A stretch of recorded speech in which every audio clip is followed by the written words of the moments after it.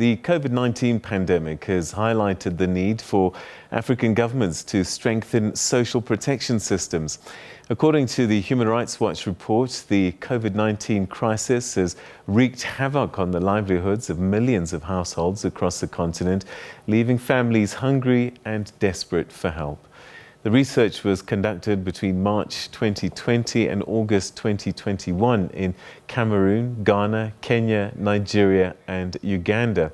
And according to the report, many African governments introduced measures like cash transfers and food assistance in response to the rising poverty and hunger created by the pandemic.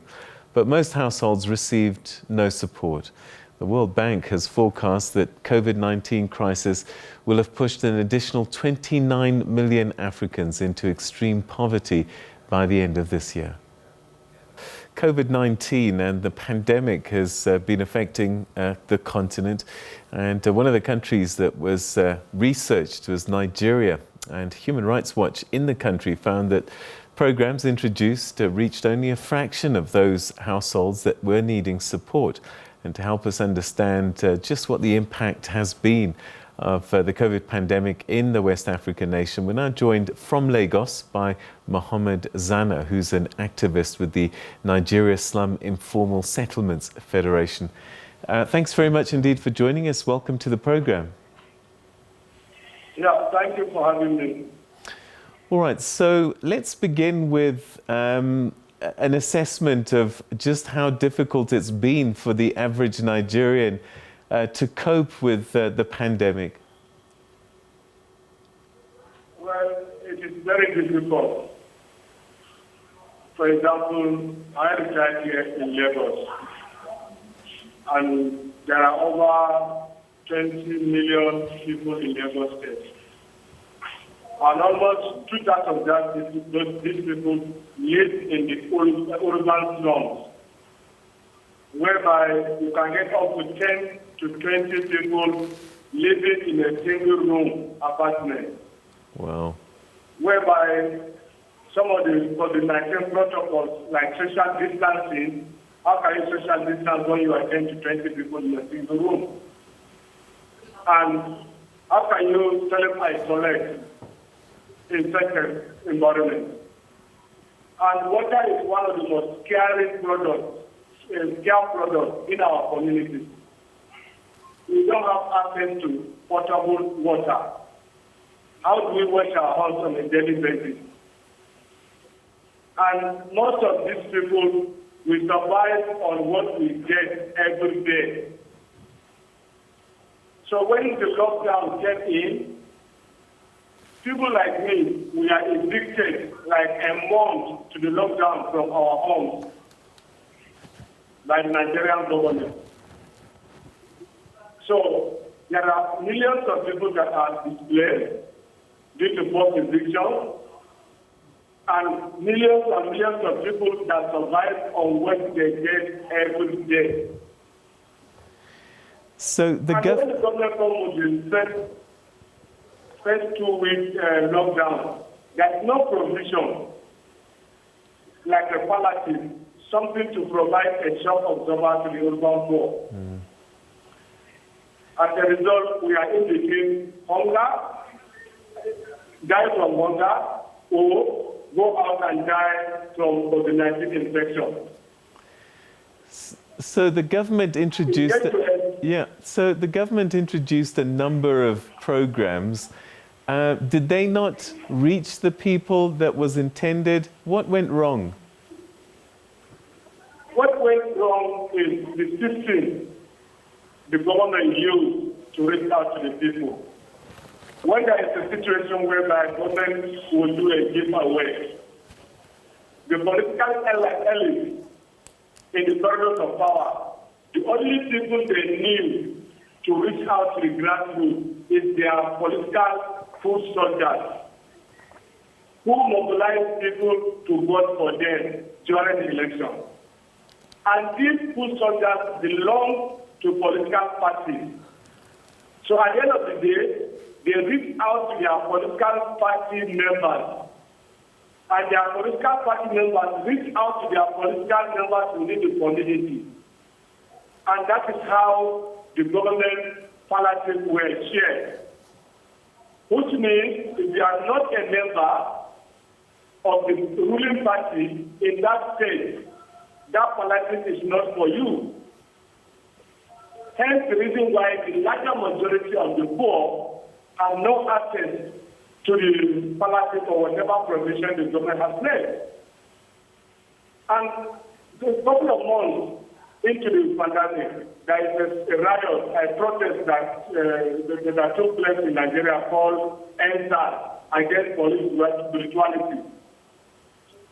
Hundreds of warehouses where such palaces were taken and hidden were busted by protesters. And we saw how all the government efforts where they were hidden, and people have to go and break it and share it to themselves. That is long after the lockdown. So what you're saying... So the government approach, it is a political approach through political parties.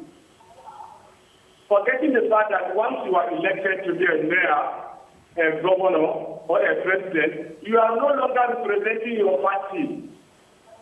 You are representing all the people within that constituency that vote or did not vote for you. All right, so what you're saying is that this became highly politicized, and if you were not with the right political party, you faced hunger, you faced displacement, and possibly death. Exactly. A lot of people die because they can't feed themselves. A lot of people who are businessmen, who are traders, end up becoming beggars on the street, asking passers-by to help them with what to eat.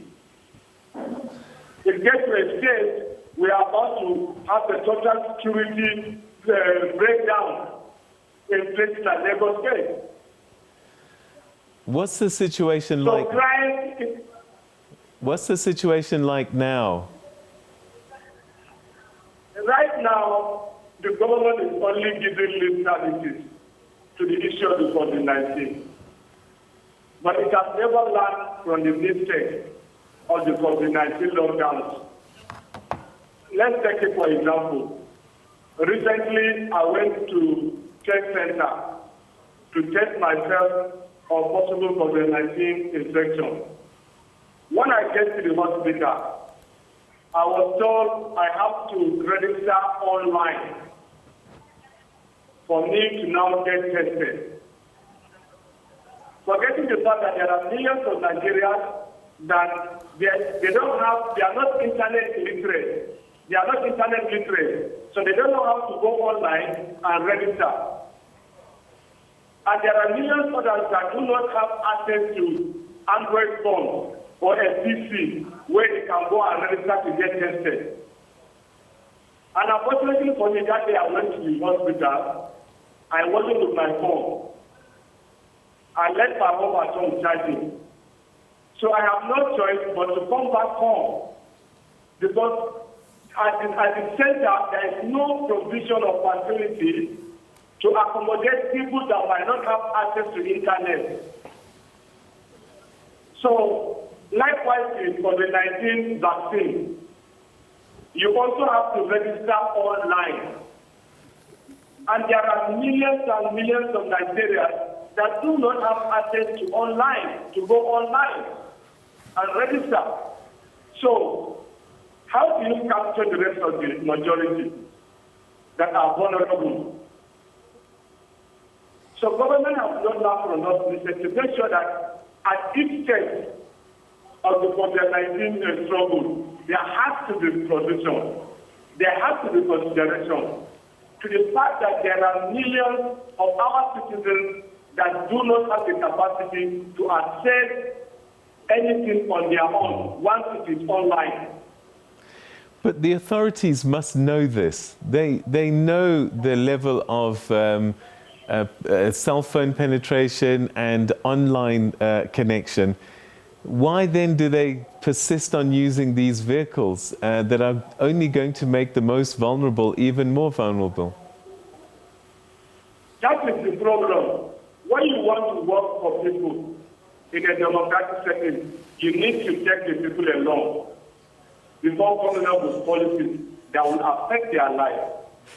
So the failure of the government to reach out to grassroots movements and dialogue with them to find a way out on how to approach each issue that affects the people.